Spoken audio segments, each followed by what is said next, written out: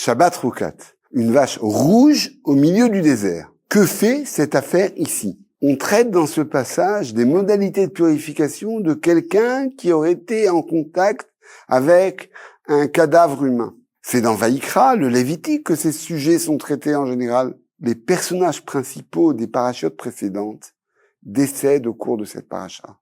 Nous sommes au bout de cette traversée du désert qui durera donc 40 ans. La semaine dernière, nous apprenions encore comment Moshe et Aaron faisaient face aux contestations de Korach et du peuple. Et cette semaine, nous apprenons leur disparition. Entre Korach et Roukat, entre ces deux parachiotes, 38 ans s'écoulent. 38 ans de shtikat adibour, de silence de la parole divine. Le point commun entre tous ces événements, c'est la mort. Tumat met, l'impureté, si j'ose dire, de la mort. Qu'est-ce que c'est? L'être humain, si puissant, si intelligent, si efficace, est conscient soudainement de sa finitude. Il est mortel. Cette prise de conscience engendre une crise, une douleur, un désespoir qui est aussi un des moteurs de la pensée, de l'étude et de la recherche. La parashat Roukat se situe précisément à cette transition, à ce passage des générations. C'est le thème de la vache rousse. Comment continuer? Comment reprendre la marche quand les géants qui nous accompagnèrent ne sont plus avec nous? C'est simple, ça paraît impossible à cette nouvelle génération. Myriam meurt et le peuple a soif. Il ne bénéficie plus de la source miraculeuse de Myriam qui les accompagnait dans tout leur déplacement. Et maintenant, Aaron meurt et le peuple est vulnérable. Il n'est plus protégé par les nuées de gloire qui le protégeaient de tous ses ennemis. Sans ces tzadikim, on ne peut pas vivre. Le Midrash Bamidbar Rabbah décrit le désespoir d'Israël. À la mort d'Aaron, le peuple attaqué par le roi de Harad réalise que depuis la mort d'Aaron, il n'est plus protégé par les nuées de gloire. Alors, rajoute le Midrash, il retourne vers l'Égypte. C'est la fin de la glorieuse épopée. Au terme des 40 ans de vie dans le désert, aux portes d'Eretz Israël, la nouvelle génération désespère, elle aussi. Mais pourtant, me direz-vous, nous connaissons le Tanakh, nous savons que l'aventure du peuple juif ne s'arrête pas là, sur un retour en Égypte. Que veut dire ce Midrash? L'aventure du peuple juif a bien sûr une suite. Il triomphera de ses peurs et entrera majestueusement en Eretz Israël. Mais le Midrash nous enseigne que cette poursuite du projet de la sortie d'Égypte ne coule pas de source.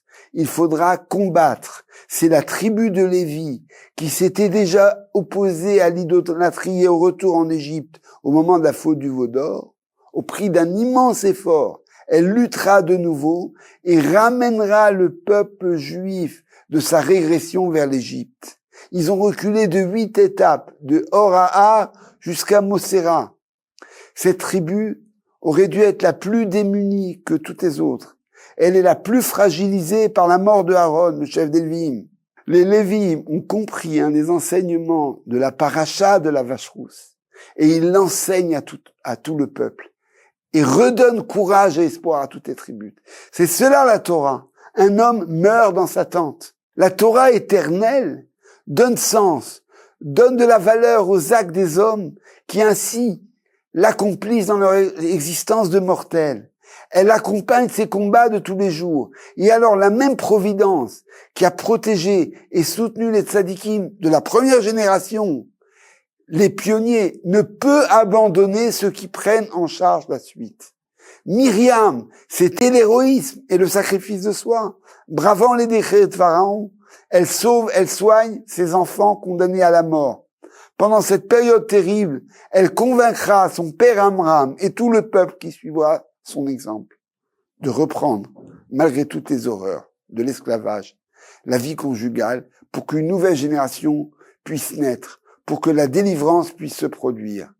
Myriam, c'est cette source de joie et de confiance qui prend dans ses bagages, au moment de la sortie d'Égypte, un tambourin, anticipant déjà les joies futures. Elle a lutté contre la mort du peuple, elle lui a apporté le courage et la joie. Par son mérite, une source d'eau apaisera leur soif dans le désert. Aaron, c'est celui pour qui l'ennemi de gloire entourait les enfants d'Israël. Celui qui aimait le shalom et le poursuivait. Celui qui, au prix de sa vie, combattait les disputes, les conflits de partis. Il a réussi à unifier le camp d'Israël. C'est cette unité qui entoure le peuple juif d'une protection de gloire qui le rend invulnérable. Notre génération, chaque génération, peut et doit produire ces Moshe, ces Aaron, ces Myriam, afin que le peuple juif puisse poursuivre sa marche, accompagné de leurs vertus, jusqu'à la venue du Mashiach, Bimera Veyamenu, au plus vite. Shabbat Shalom.